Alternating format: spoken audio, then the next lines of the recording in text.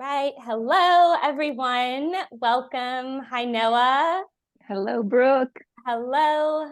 Hello, Kristyn. Our guest. Hello. Hello. So Kristyn is our guest. I'm going to quickly introduce you, Kristyn, before we get started talking to you. We are so excited to chat and reconnect with our guest today, Kristyn Emmer Whitaker. Kristyn is a certified functional medicine health coach who works at the intersection of human health and regenerative agriculture. So Kristyn grew up on a farm in Wisconsin and has a very intimate perspective on how the health of ourselves and the health of our planet are so interconnected, which we're so excited to talk more on that. But Kristyn's involved in important nonprofit organizations such as Farmers Footprint and Non-Toxic Neighborhoods. And then Noah and I both personally know Kristyn through doing the Coach's Journey of Intrinsic Health program together. And Kristyn is currently a JOIH coach and then also has a podcast, The Soil Collective. So Kristyn, welcome to the podcast. Oh, thank you so much. Here. It's so fun happy to be back in a virtual space with you all again. So yes, yep, and continue some of the discussions. Noah and I always say, like, all of our discussions in that program were just so beautiful. So it's so wonderful we can continue them on. So I'd love to start and kind of with kicking off with you sharing a bit about your background with growing up on a farm in Wisconsin and really how that has shaped kind of where you are today as a health coach who is, passionate about regenerative agriculture. And then also, of course, that connection of the soil health to human health. Yeah. Happy to share. Yeah. So as you mentioned, I grew up in a very tiny town, a suburb of nothing in southeastern Wisconsin. And the farm I grew up on was actually my grandparents. So we lived in a little town right next to the farm, but my grandparents were pretty much like our primary babysitters, and it was the meeting place of all of our cousins. And so I heard somebody ask recently, like, a really beautiful question, which was, what was the land that raised you? And how like everybody has an answer to that question, even if you weren't like raised on a piece of land. And I would say like that piece of land was definitely the land that raised me. And so my whole childhood, my whole upbringing till I was 18 was all in rural America. And I hated it. I at the time, I thought living in a small town was a curse. I thought being part of rural agriculture was the most boring thing that you could possibly choose to do with your life. And I didn't understand why anybody would want to choose farming and choose agriculture as an area that they would invest their life in.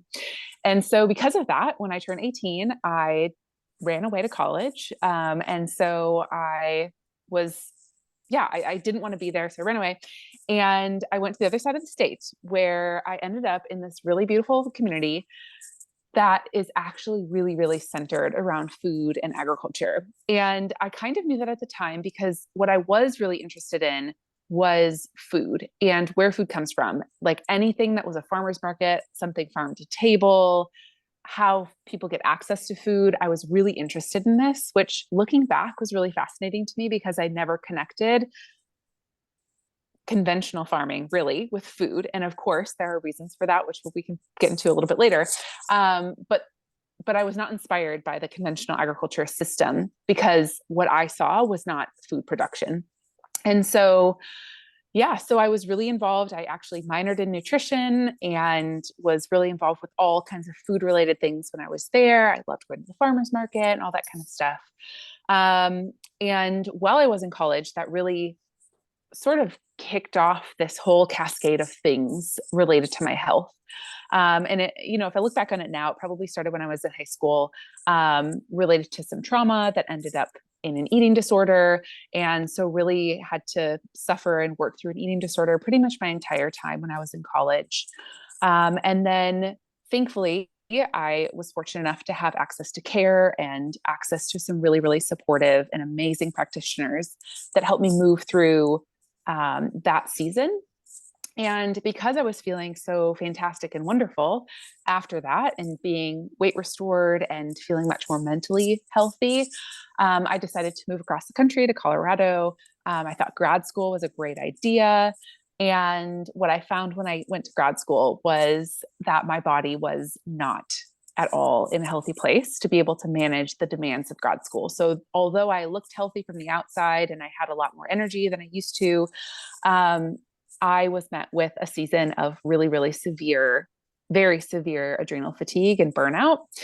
And so much so that I could barely get out of bed. I was only maybe eating maybe 6 foods that didn't cause me to feel gassy or bloated or angry or brain foggish. And so I tried everything at that point. I knew that I didn't want to go to a regular doctor. There was something inside me that said, like, if you go to the hospital down the road, they're not going to be able to help you. But I didn't know where to look because my whole life had been conventional medicine, conventional agriculture, all things conventional.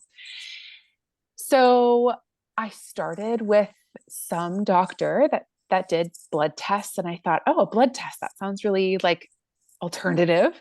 And so went to go get this blood test and it wasn't very helpful. And essentially I spent about 2 years going to all kinds of different practitioners and nobody really giving me true answers that I felt could heal me.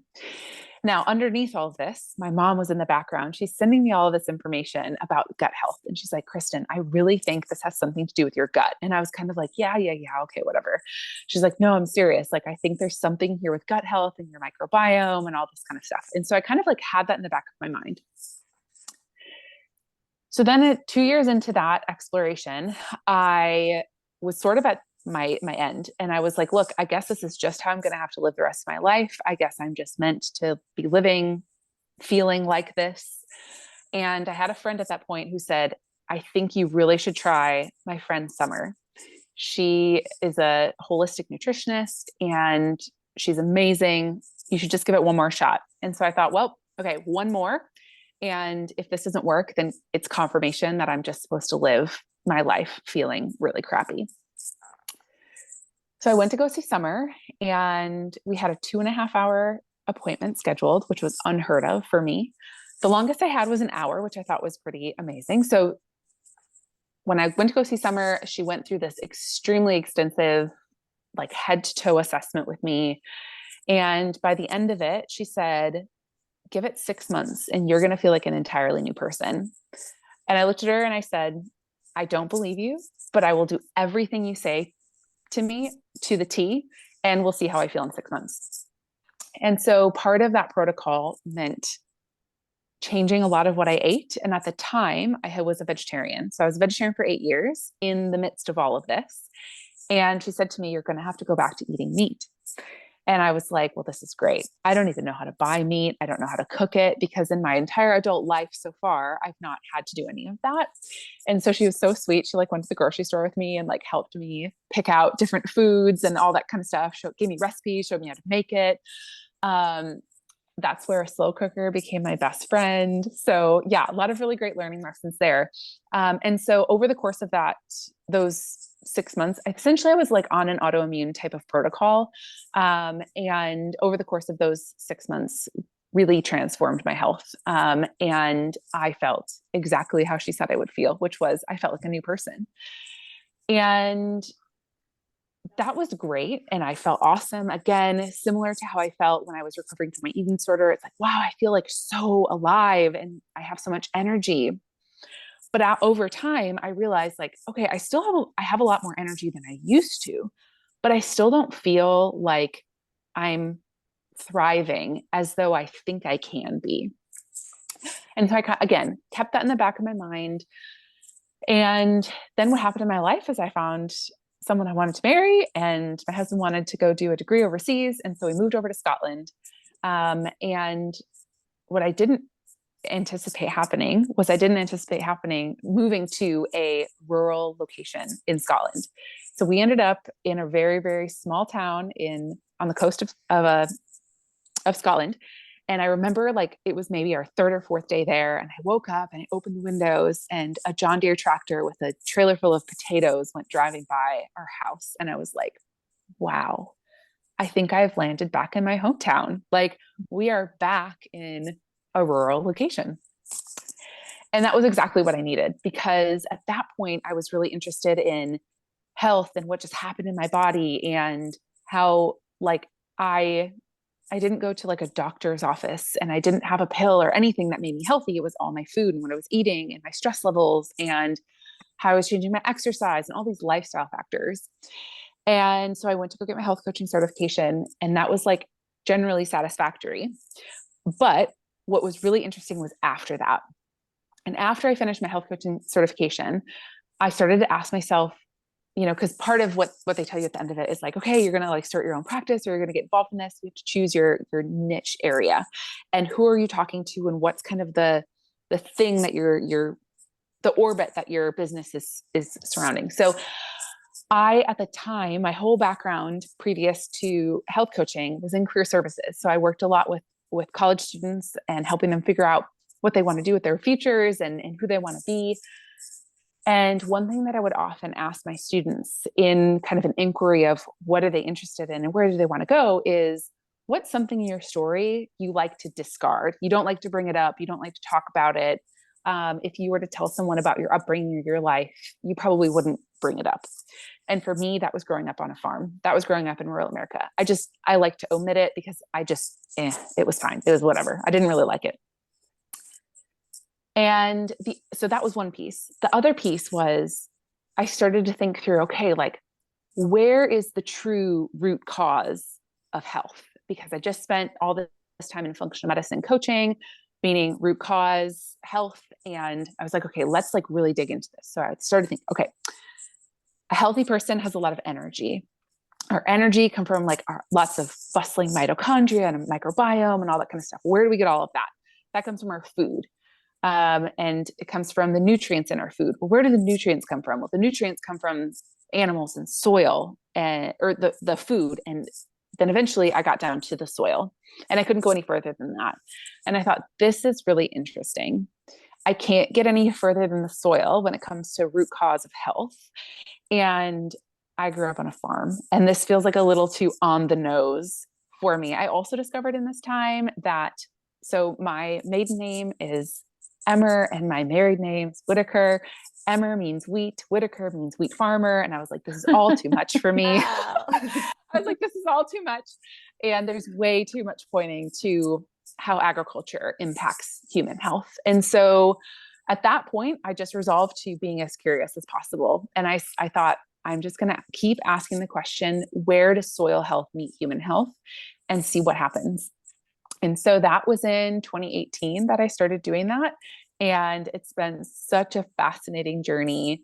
I've learned so much about not just soil, but how the systems work together, and how our paradigm and how our worldview really does shape the way that we do everything. So it's been a real upheaval of how I view the world.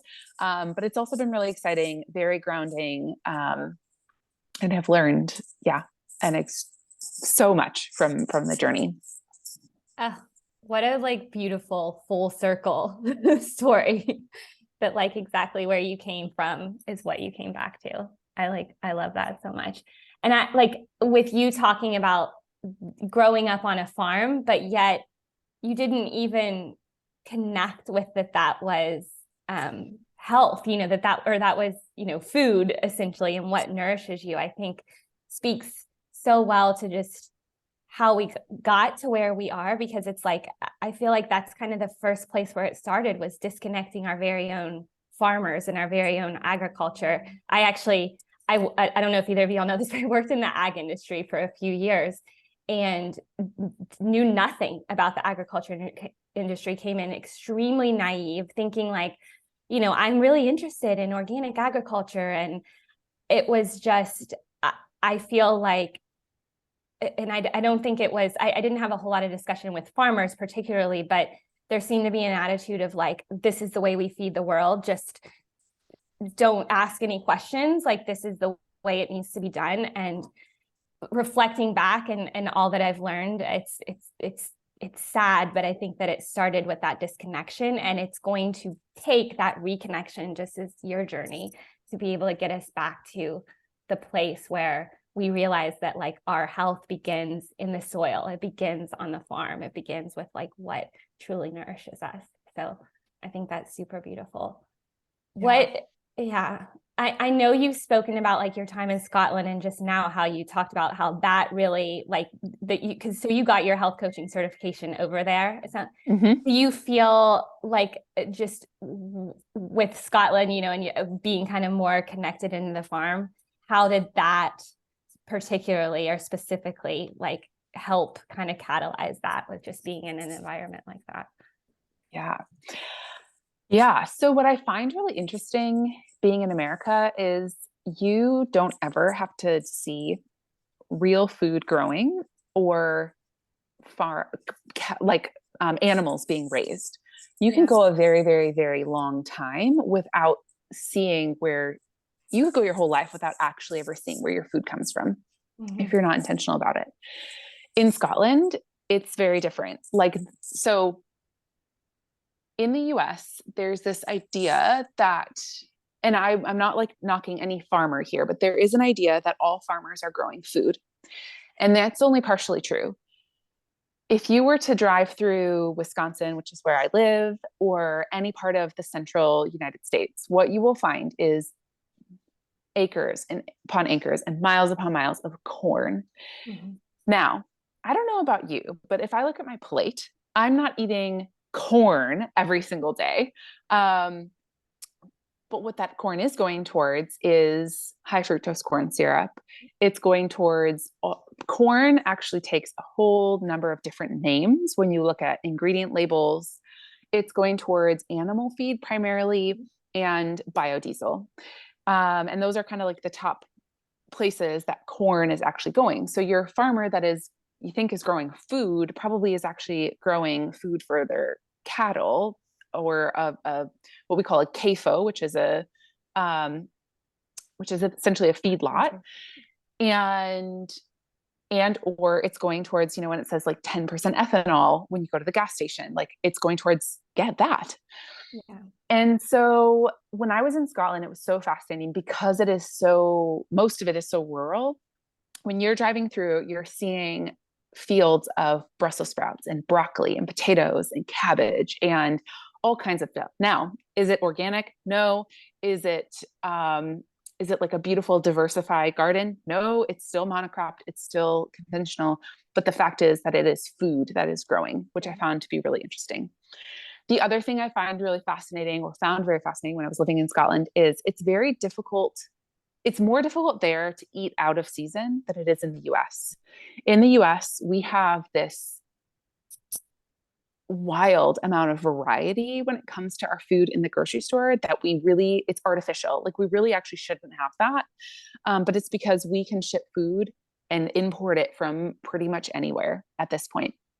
In Scotland, they still import food, but it generally comes from not quite as many places, not quite as far, although I say that with a little asterisk because there are definitely things that come from very far away.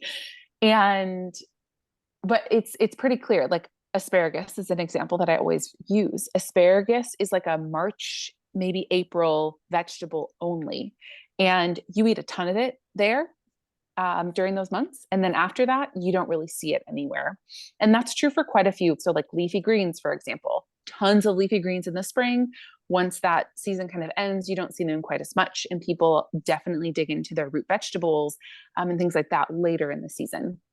And I felt like it was so much easier to grasp onto, oh, that's just out of season because it's not here. It's like physically not even in the store.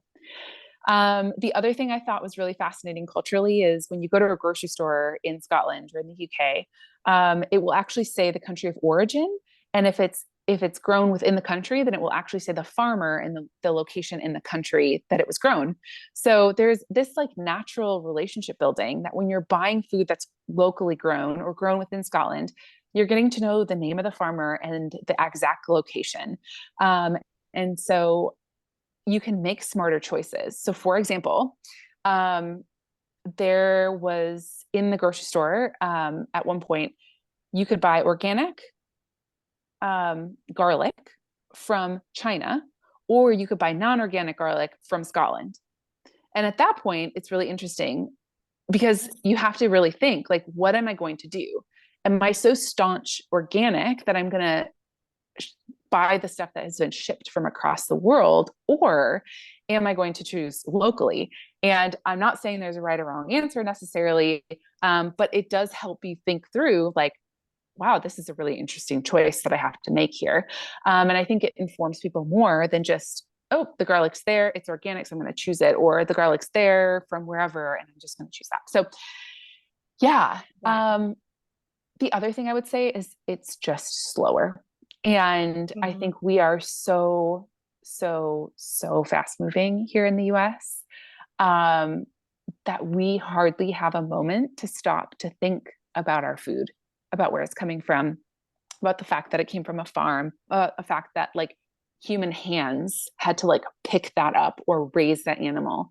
And we have it in abundance. We're wasteful with it. And because of that, I think we don't appreciate it nearly as much as we would if it was more difficult to come by. So, yeah. And you touched on something, you touched on organic farming. So personally, I'm aware of 3 agriculture systems, and I was raised on a farm, on a small farm in Israel as well, until I started going to elementary school. So I remember fields of not corn so much, but fields of cucumbers and tomatoes. And I remember every time we got a new toy, my parents hid it between the bushes in our land. So very, very fond memories, and in a different system altogether overseas. But I wanted to go back to organic farming for those who don't realize the differences. So I'm personally aware of, and correct me if I'm wrong, of 3 agriculture systems. So I heard a lot about permaculture, which is an ecosystem. It's a specific landscape designed to be self-sufficient.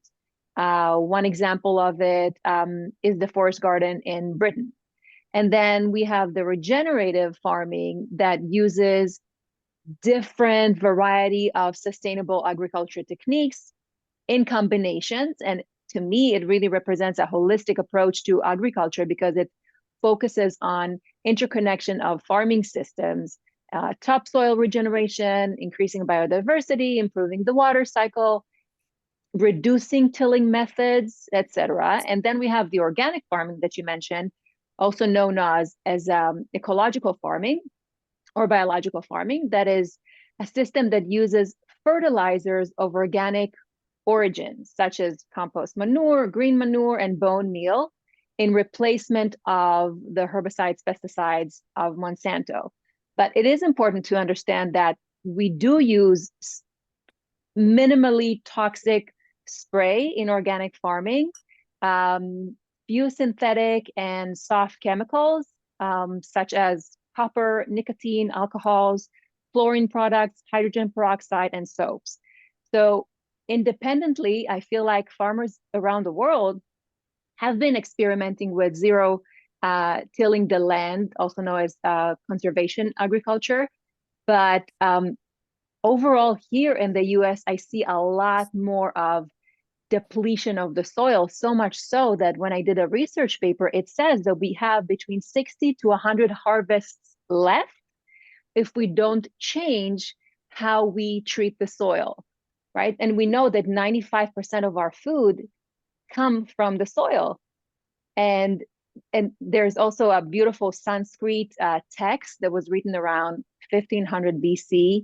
And it said, upon this handful of soil, our survival depends.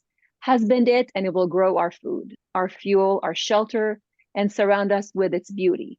Abuse it, and the soil will collapse and die, taking humanity with it. So all that is to say that it is not out of our hands to change what is happening right now. And some people are really scared by the fact that they need to buy organic produce all of a sudden. It is expensive. And what you said really resonated with me. You said, okay, is it going to be organic from China? Personally, I don't like buying things from China. I can't avoid it. When I have kids and people buy them, I can't. But if I have to choose between organic from China specifically, which is actually one of the most sprayed countries, and in my research paper, I discovered that It's the first country, and it spends about 1,763,000 tons of kilogram of pesticides per hectare of cropland. That's how much. And then United States, we're second in 407,779 tons of kilograms. So for me, I rather not buy from China. I rather buy non-organic, either locally or not locally. But sometimes those farms, and correct me if I'm wrong, can't afford the organic label, but you know that they don't use the herbicides and pesticides, right? And I also know you have a son. So what do you do with that in mind, since we can't grow all the food? Yeah, great question. And you know, bring up such a fantastic point. Just what I was highlighting in the garlic situation. So something to know is organic agriculture does not mean more nutrient dense. It doesn't mean that it's without chemicals. It is without some of the heavier chemicals. So like glyphosate, atrazine, dicamba, some of those like really, really very intense chemicals. It is without those. But what happens is that oftentimes, especially in large scale organic farming, because they can't rely on those chemicals, they till the soil, like to the point of depletion. And so you'll have an organic food, you'll have an organic vegetable, for example, or fruit, but it could be really devoid of nutrients because the soil has not been taken care of. So organic agriculture doesn't really have a focus on soil health.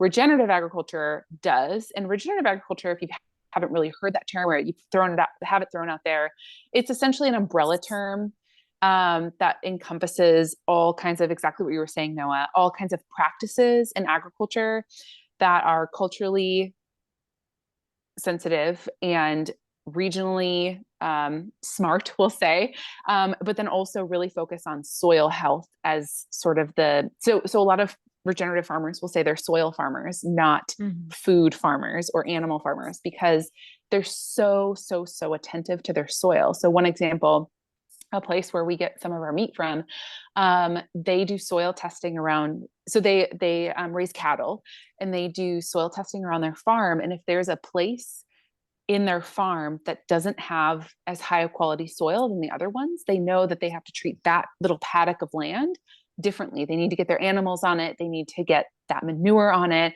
get the chickens through to really get that all through that piece of land, where if they weren't concerned about the soil, they might not be doing soil testing. And so there's a very different paradigm shift with that. So yeah, to answer your question about, yes, I have a 2-year-old son. And what do we do in our family? So the thing that I always say, because navigating labels and the grocery store it's like modern day hunter gathering to go to a grocery store in America, and a grocery store in many parts of the world, because not everything in there is food. I was thinking about this the other day, how I'm like, yes, I don't want, like, I think if we are going to say there's no good food or bad food, then we also have to have, but then there is real food and fake food. And probably 80% of the grocery store is fake food. It's not actually real food. It shouldn't be edible. It shouldn't be ingested into a human body. And so with that being said, what I say is the best label that you could ever find, go for, is a conversation, is to have a conversation with a farmer, because that is literally the only way you will know about that food. So here's an example of exactly what you were saying, Noah. There's a farm in Oklahoma. My husband's family's from Oklahoma, and there's a farm close to Tulsa. So if you're in the Tulsa area, highly recommend Prairie Creek Farms. I have no endorsements here, anything like that. Just, I think they're doing something really interesting, which is they don't have any organic certifications, because they know that hinders them getting products that are affordable to their customer base. Right. But what they do is every month in like the spring, summer, and fall, they have farm days. So they have and we went to one. They're super fun. They have all the animals out that kids can pet. They have activities just depending on the season. They usually have like they're making their food with their own products, and they have fun drinks and all that kind of stuff, music. But the main point of bringing everybody out there is so that Nate, who's the head farmer, can take anyone who wants to on a farm tour. So you load up in his tractor, you go on a little hayride, and you see everything. You see the chickens, the cows, the pigs, the turkeys, and you can ask any question you want. He's an open book. The reason he does that is that's what he calls his farm audit. So he wants people to come out and see the farm, ask questions. Does it look legitimate? Does it look fishy? Is something weird? Understand, and to get people to understand, this is where your food is coming from, and here's how we're raising it. And I actually think they have higher standards than most, or not most, but many organic certified farms, because they want to build that relationship. And that relationship is so important to them that they want people to come out, see the farm, audit their farm, and then be nourished by it, which I think is really beautiful. So with all that said, we have done a lot of work over the past year and a bit since we've been back stateside to try to get as close to the farmer as possible. And what that means for us is we're part of so we do grow some of our own food. We're part of a CSA. So we get all of our vegetables from a community supported agriculture in the area.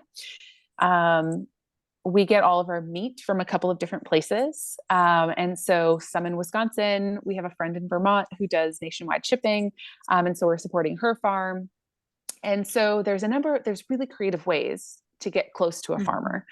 And then we buy like all of our apples, for example, from an apple orchard. And I'm so excited because we're going to be living pretty close to a farm that sells raw milk, which in Wisconsin, it's really, really difficult to get your hands on raw milk. So it's kind of like gold.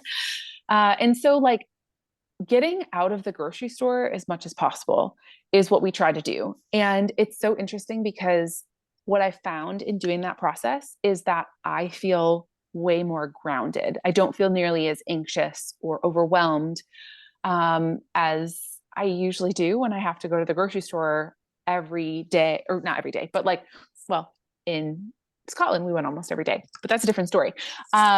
Every week, or, on that really routine schedule that we oftentimes have here in the US. And so it's been really fun because I find it's way more creative. We have to get creative with what we're making because something interesting will show up in our CSA share, like fennel, for example. I would never go buy fennel from the grocery store. But it's fun to like make different soups or different dishes that have to include fennel because we have it. And so, and we include my son in on that. He loves cooking. In fact, right now we're trying to learn how to crack eggs, and it's kind of difficult. That requires a lot of patience. And he loves seeing what's in the CSA share. And the other thing too, I find is when you're buying meat, for example, directly from a farmer, you're oftentimes buying a certain, you're not buying certain cuts. You're buying like a quarter or a half of a cow, for example. And what that means is, for me, is I end up getting cuts of meat that I wouldn't normally buy in a grocery store because, it's easy to fall into I eat chicken breasts and ground beef, and those are the things I stick with. But it's interesting and really cool to be able to say, like, oh, well, here's a different cut of meat, and how do I make this? And then it's also exposing my son to the fact that there are different cuts of meat. There are different tastes. It's not all just the same thing over and over again. So yeah, we've had a lot of fun with that. And I also think living in rural America, when we don't really have access to like nice grocery stores that have a lot of organic food in them. In fact, I call my hometown a food desert because we have a grocery store, but there is nothing there's very little worth eating in that grocery store. And so you have to get creative with how you're finding your food. So. And it's important to mention that everyone can find their CSA, right? So yes. So those community supported agriculture, it takes a Google so you can see which farm is the closest to you and become a part of it. Yeah. And Local Harvest is a website that can be helpful with finding that too. And so I think it's localharvest.org can be a really useful resource if you're really curious to know. But honestly, you will be shocked at what you can find if you go to Google Maps and just type in organic farm. And actually, a quick fun story about that. So we are in transition at the moment. We're currently living with my parents back on the farm that I grew up on, which is really, more on the nose, like two full circle things. And so the place that we normally, this is like kind of a sad story, but the place we normally got our meat from, they had a big fire. And so they are unable to sell their meat anymore for a while until they rebuild. And so my mom actually just ended up typing into Google organic farms around where we are. And we are kind of in a county that is very, very, very heavily influenced by industrial agriculture, conventional agriculture. And so to find an organic farm in my county is like unheard of. And what popped up, but like a mile and a half down the road, organic farm. And so went to their website, had literally no clue that they were literally a mile and a half just around the corner. And so now we get a bunch of our meat from them, and it's a really, really sweet relationship. So you just never know who's in your back door, in your back pocket, right near you. Even if you do live in the middle of a city, there's lots of farmers that will come into the city. Farmers markets are amazing. Lots of cities are starting to do winter indoor farmers markets as well. And so definitely getting out into the community and checking out those things can be a great way to start building that relationship. So yeah. And actually that Prairie Creek Farms, the one that's just outside of Tulsa, we met them at a farmer's market in Tulsa, found out that they were having a farm day later that day, and then decided to go out and see them. So that's actually how we started building that relationship through a farmer's market. And they ship nationwide? Is that so? Prairie Creek does not. Okay. So our friends in Vermont, they are Wild Earth Farm. So Katie and Ben, and they do nationwide shipping. So I can send you the link for that if you want to put it in the show notes. Yeah, we'd love to. Yeah. That's one thing that I've noticed too, just in the last few years, there have been a lot more farmers, specifically meat, where they have offered, to ship. So even if you don't have someone local in that regard, that you can get it that way. And I agree, like a farmer's market, especially if you live in a big city. When I lived in DC, every single day I could find a farmer's market, which was wonderful, from, growers that came from Virginia and Maryland and would sell their produce. So it's surprising. I think people can find that it's surprisingly not that hard once you make a little bit of effort to just go beyond the grocery store. To look it does. Yeah. And it does require a shift in thinking. Sure. And I actually think one of the greatest detriments to our local, or not local, our modern eating is recipe culture. So being able to go on Pinterest and find any recipe you want, which, don't get me wrong, I love a good recipe, and I found amazing recipes from Pinterest. The problem is that they are not seasonally aware. And so you can have a dish that has root vegetables and leafy greens in it at the same time. Well, those two things don't exist at the same time seasonally. And so we think we can have a dish with asparagus in it in November, when really, like, we should be eating asparagus in November. Unless somebody knows about asparagus that grows in November. So please prove me wrong if you can, but not my experience. So what it also does is it has us look at this recipe and say, here's what we need. And then we go to the grocery store and we just get what we need, and we come back and we cook it. Where to get out of the grocery store means we have to be a little bit more creative. We have to have like some basic cooking skills. And I actually think that's so much better for our family, for our communities, for our own mental health. And I think a lot of people don't like cooking because a lot of people don't know how to cook. And when we don't know how, of course it's not fun. It's like this laborious thing that feels like, and then I also think the other part of that is we're too busy. We're way too busy. And part of the reason I think we don't enjoy cooking and eating a meal around a table and doing all of those things that are so central to being human is because we have been told that there are other things that should be more deserving of our time than having this meal. And again, I also live in America in 2023. I have busy evenings. I sometimes have to have like a quick meal or things like that here and there. But I think it's not about perfection, right? It's not at all about perfection. It's about how are we, to me anyway, it's about how am I incorporating more of this intentionality throughout my weeks so that I can remain grounded and remain focused on, to me, what really matters. And to me, that's food, that's connection to my community, that's connection to the soil, connection to my family. And so all of those things I find have a similar thread with food. So Yeah. Yeah, And this that's is so beautiful. this is largely why I like the two nonprofit organizations that Brooke mentioned before.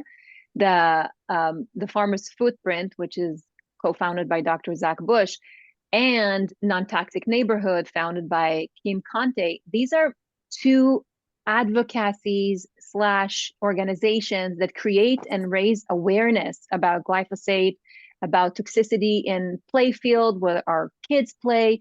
And this advocacy helps supporting Farmers Footprint, the farmers, like raising the awareness of, hey, you can do it differently. Just the story of the guy going around farms and helping farmers that have been tilling the land, have been using Monsanto's for years and years, generation after generation, showing them a different way, even a more productive way of doing it.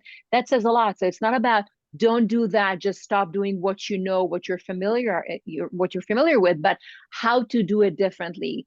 So these two organizations, we encourage all of you to take part in, and they're amazing. And very, very much like Farmers Footprint, Non-Toxic Neighborhoods, they also provide the training and resources to successfully transition to organic and regenerative management wherever you live. Yeah. Yeah. Absolutely. Yeah.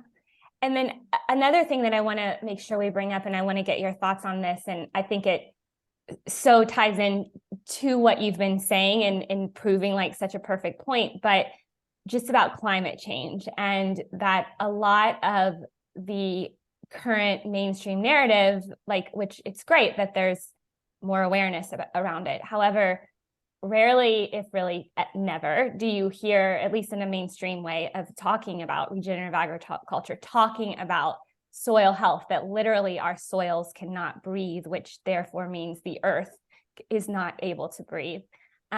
So, and to me, I kind of see it in the same kind of predicament we are with just our health in general, which is no coincidence in that they are so linked, inextricably linked, but that by kind of taking this lead from an external source or outside of ourselves, we need to come back to the idea that it starts with us, and I think that that's so beautifully of how you've been talking about your journey, and with the organizations like Farmers Footprint, it's really these grassroots efforts that where we're going to be able to reconnect and really understand what it means to turn the climate around. But I just want to get kind of your thoughts around the importance of that and just your reflections on all of that. Yeah. Wow. I feel so we were all part of, as Brooke said, we were all part of this coach's journey of intrinsic health, or the journey of intrinsic health, which if you haven't heard of it, would highly recommend checking it out. I feel like that is the medicine of the future in many ways. And what I mean by that is, if I look back on my story, there was something inside me, actually very, very early on when I was in my eating disorder. I had this innate sense that I needed to go get help. I was listening to my intuition. It was my intuition that that was really leading me and driving me to go get help. That was the first one. The second one that really stands out to me is me not wanting to go see a conventional doctor when I was really sick with burnout and adrenal fatigue. And something inside me said, no, like find something different. And I kept going. And there have been multiple examples of this. And it really, really shone brightly when I had my son. And being a mother has been like the most fascinating experience in listening to my intuition and honing my intuition that I've ever had in my life. It is so wild to me how, something so simple, like, how do I just know that he's going to wake up in the next couple of minutes?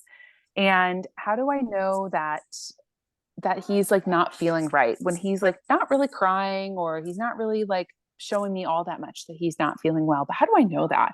And I just feel this like really innate sense of knowing that he needs some extra help. The other thing that I would say is, and so I guess I feel like when it comes to the journey of intrinsic health, or like having this innate sense of there's something not right here, that's going to be our ticket to the future. And what I mean by that is the experts can only know so much, right? The quote unquote experts. But what they don't know is your unique relationship with your child, or your spouse, or your community, or the soil beneath your feet. They cannot give you expert advice on those deeply intricate inner workings that we have just by the nature of being human. And because of that, I feel like everything, yes, like, should we just stop listening to the experts? No, like, science can be really helpful, and experts can be helpful, but we can't give them power as if they're God. Everything has to be filtered through this lens of, what does my inner knowing say? What does my intuition say about that? How does this feel in my body? If I'm feeling fear, if I'm feeling anxiety, if I'm feeling any sort of doubt, then it's something that we need to assess. We need to reassess it. And we need to ask ourselves, well, why am I feeling this way? What is it that my inner knowing is trying to tell me? So yeah, when it comes to climate change, or parenting, or food shortages, or whatever it is, like, the way that we get back to those, like the answers to those things, is not by listening to the experts, because here's what the experts don't know, or are not telling us. Let's say, Brooke, about, you were saying about like the message, and no, you were mentioning this too. The message is like, industrial farming is going to save the world. That's not true. What's going to change the world is we have to start ditching zoning laws that say that people can't grow food or have chickens or animals in their backyards, that have plenty of room to have an animal, or gardens or chickens. Like, that's what we need to start looking at. We need to start giving people access. There's tons and tons and tons of people who have the skills and the passion and drive to grow food in a nourishing way. The problem is land access. And it's not that we need to have, the green revolution solve everything for us. It's with communities coming together. It's with people connecting with one another. And it's really, it's getting into our bodies, less in our head and into our bodies. And that's, I think, how we're going to be able to move forward. So beautifully said. Oh, yes. So beautifully said. Like, such a testament, I think, to what we're like, why these discussions are so important, where it's like really allowing that reconnection back with yourself. Like, learn how to trust yourself, learn how to trust your intuition. You don't need to trust the experts. You are the expert, and that will lead you to the best place. Yeah. And us remembering that the soil is almost like a magical substance, right? It's a living system that literally transforms the material it encounters, then making them available to plants. And yet we treat it like dirt.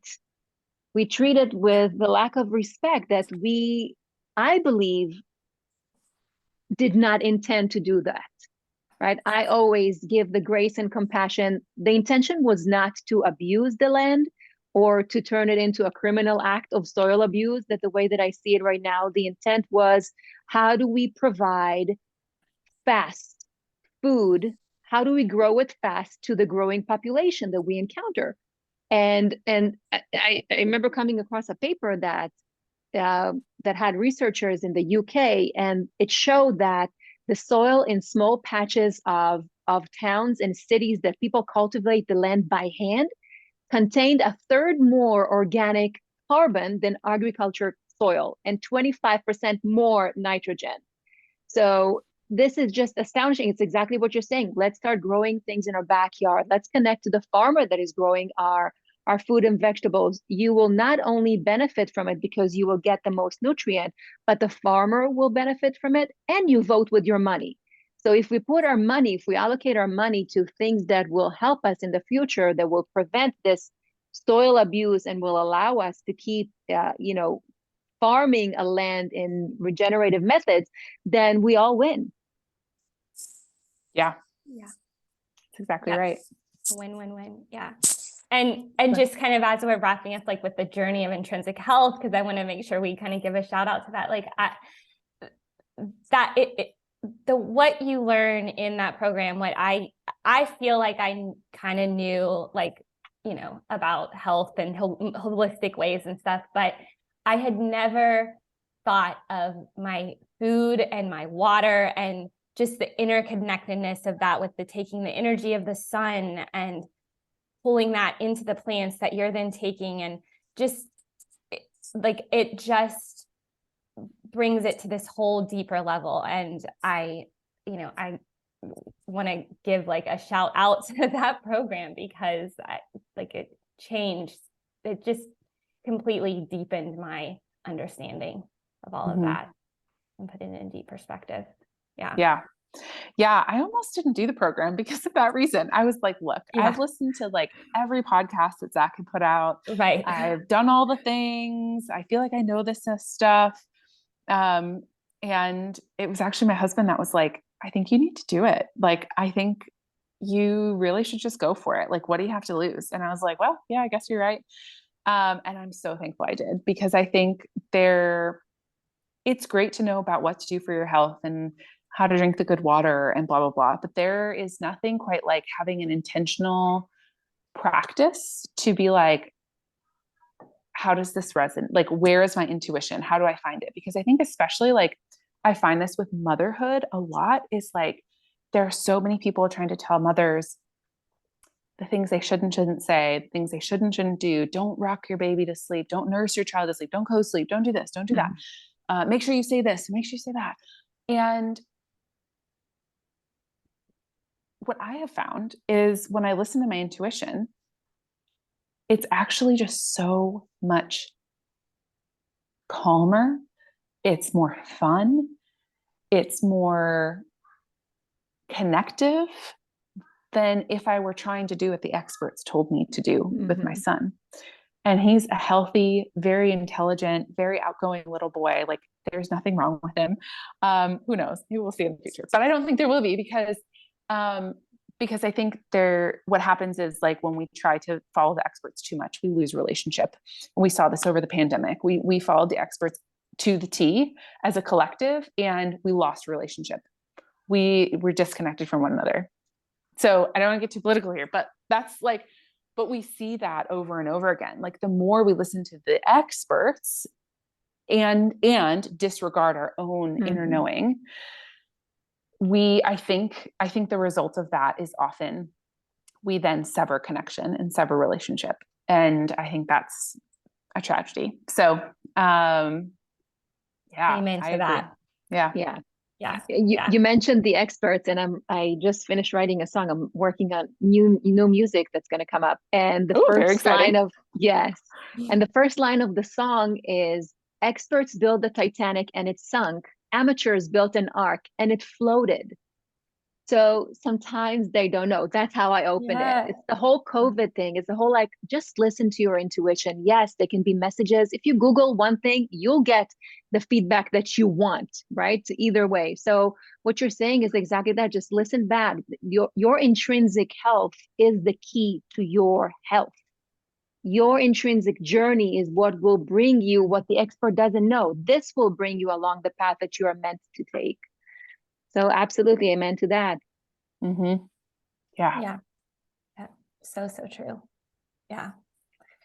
So Kristyn, tell us about where, people can connect with you and the best places to find you and listen more to what you have to say. Yeah, totally. So I'm on Instagram. I attempted TikTok for like 30 seconds. And honestly, it was mostly like, oh my gosh, another social media, which I know they connect, and that might make me sound really old, but I'm on Instagram at the moment. It's at Emmer and Earth. And my website is emmerandearth.com. And then I also have a podcast called The Soil Collective. And so lots of different ways to plug in, but would love to hear from anyone who's listening, or if this message resonated with anybody, because I think these topics are really exciting to talk about. They're really fun to talk about. And I feel like they always get me so jazzed up. Like I feel like ready to go. Like, let's go change the world, ladies.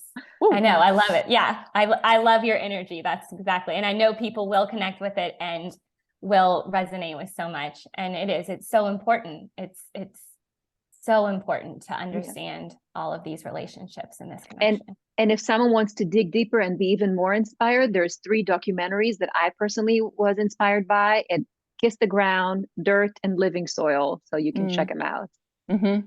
Yeah. Gather's another really good one. That's true in there. So yeah. So totally. There's another one too. And Rob Herring. I'm forgetting what it is though. I'm going to put it in the show notes because it's really good too. Okay. Yeah. Love it. Sorry. Yeah. All right. Well, thank you so much, Kristyn. Yes. Thank you both so much for having me. It was really, really great to be with you guys. Okay. Hold on. Look, I would have say, are you recording, Noah? Yes, well, it doesn't matter. We can cut it. I know. I'm like, I forget. But anyway, thanks. It's just like in an unofficial. Thank you for coming. Thank you, Kristyn.